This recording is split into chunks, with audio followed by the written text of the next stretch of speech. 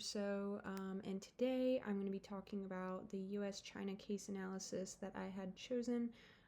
So I had chosen a great article by a man named Andrew C. Cub, and he talks about the South China Sea dispute that we are currently facing and have been facing since 2016.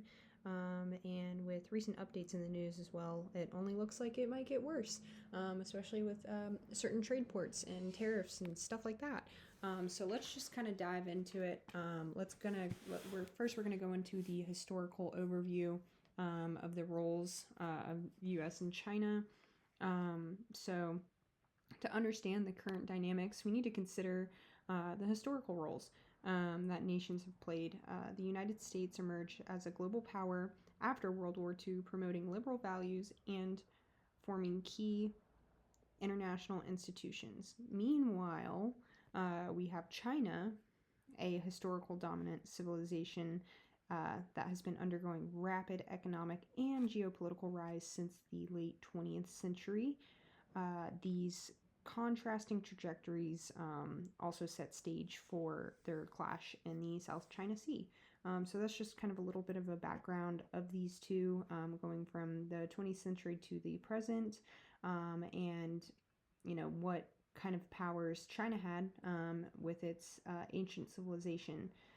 So we can kind of go ahead and move into that. Here's my journal analysis. So I chose to pick a article by Andrew Chubb, and it's Authoritarian Propaganda, Campaigns on Foreign Affairs, Four Birds, One Stone, and the South China Sea Arbitration. This whole thing kind of just examines how China used propaganda following the 2016 South China Sea arbitration ruling, and not just to deny the ruling, but to share, the four objectives that you can also find, which are going to be down here: mobilization, signaling, diversion, and pacification. These tools ultimately help us understand how authoritarian regimes use foreign affairs to shape domestic opinion and international narratives. And then I just kind of gave a quick background as well. And with this being said, I will relate these four key functions to propaganda, how they affect the U.S., and essentially what we've learned in class, which are going to be some of our theories. And I will kind of reconnect those back to what we had learned. So the political background. So with the article I chose, here's just a quick overview and what is recited throughout this article. So China used propaganda to legitimize its position by framing the PCA ruling as biased and a part of Western conspiracy. They also discuss how Chinese government portrayed the U.S. as destabilizing and rallied domestic nationalism and tried to fracture international opinion. The core idea of authoritarian states exploit crises to maintain control and manipulate perception at multiple levels. So you can kind of see this through the article here, and you kind of get this nationalism or this nationalist, rally. You have the people supporting against China, regardless of how much propaganda they feed their people, and how much they feed, let's say, the U.S. And then, it kind of divides international audiences, whether this be the Philippines, Taiwan, the U.S., and China. So the U.S. has increasingly had a issue with this, and Chinese borders, maritime borders as well. And I will get more into that. So you also have political background part 2. So you can kind of see the South China Sea arbitration was a turning point. The Philippines challenged China's expansive 9-dash line under, UNCLOS. And the PCA ruled against China. So in response, China dismissed the ruling and launched a broad propaganda program. The U.S., supporting the Philippines, framed this as test of the rules based on international order. And this moment kind of just crystallized the geopolitical and ideological struggle playing out in the region. And here's just a little bit of propaganda that we can kind of see that, China had put out towards their own people and the South China Sea. And this little island right here is actually a great example.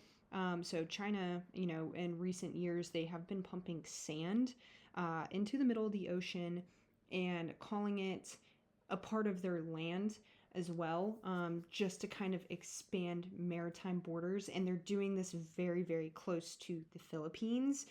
They're doing it close to Taiwan, and they're trying to, overall expand, the South China Sea, which is a very, very important trade route.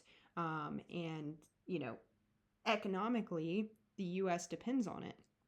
And then we can just kind of see down here. So here's some figures.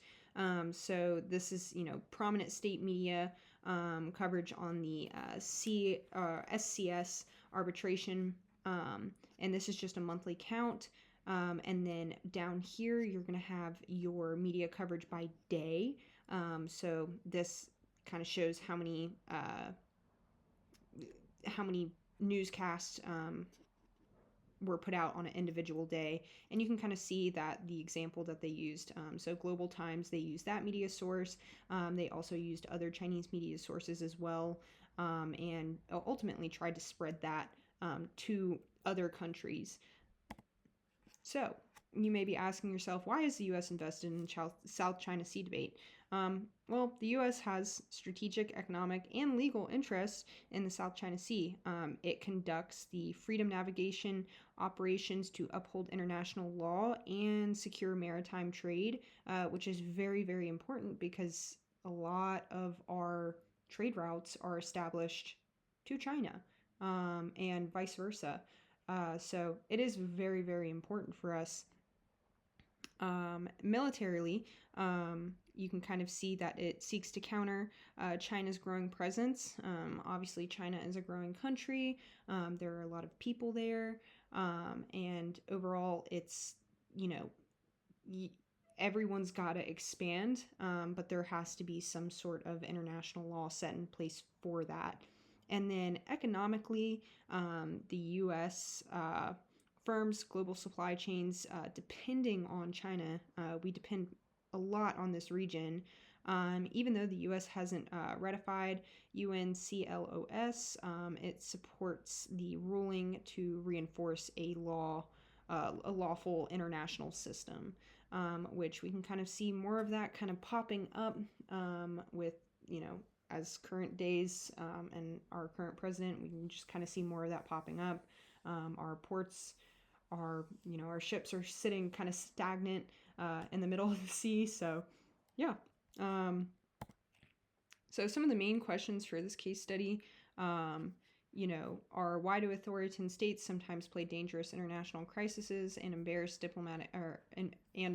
diplomatic events in domestic propaganda, and what are the 4 key functions of propaganda, and how do they relate back to the levels of analysis that we have studied? And then here's just a quick example that you can kind of see. This is the South China Sea territory, and you have all these other countries surrounding it. And China's trying to place certain land masses, control this essentially part of the sea, which also affects our allies, like the Philippines. So you can kind of see where that can get a little sticky.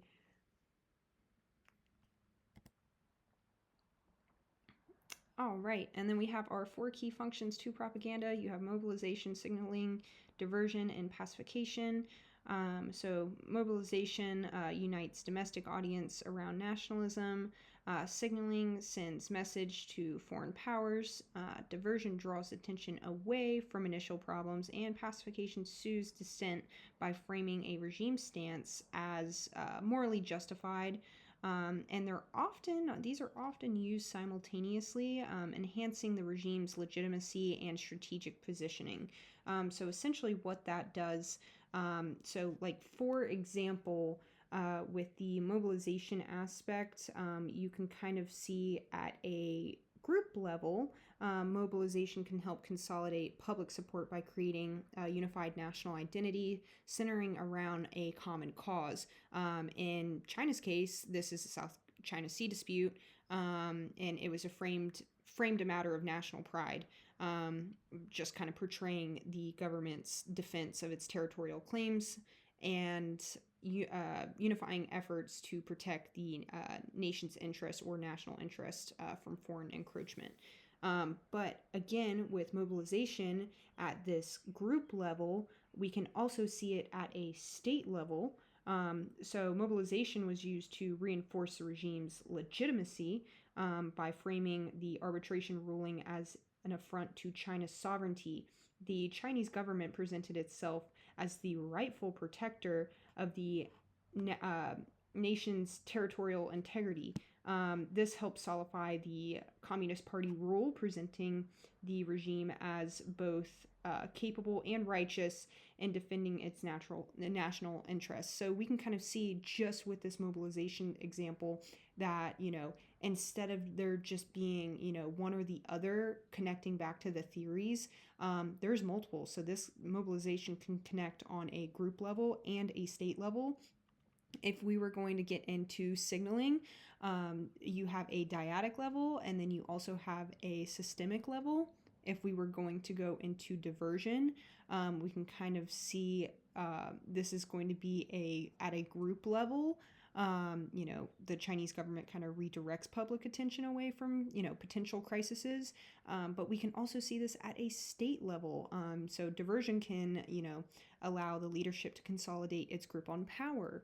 And then if we were going to go into pacification, this would be on a group level. Pacification ensures that dissident voices or oppression movements do not disrupt the regime's control. And then we can also see this on a state level, which, by using propaganda to discredit foreign critics of China's position in the South China Sea. So we can just kind of see that throughout the reading as well. And just to kind of go a little bit deeper into the levels of analysis, so you have a group level and a state level, which is kind of just what I talked about there. Let's see. Yeah, so you can kind of just see that I talked about, on a group level, on a state level, and how those 4 key functions to propaganda tie in.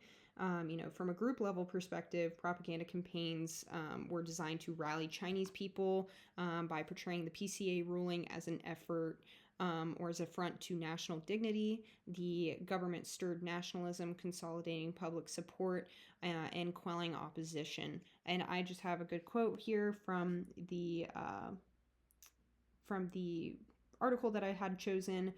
So the propaganda campaign around the South China Sea arbitration was not only about challenging a foreign power, but also mobilizing domestic support for Chinese Communist Party by presenting the arbitration affront to the Chinese nation. So pretty much just making that clear. And then you also have on a state level, which is pretty good.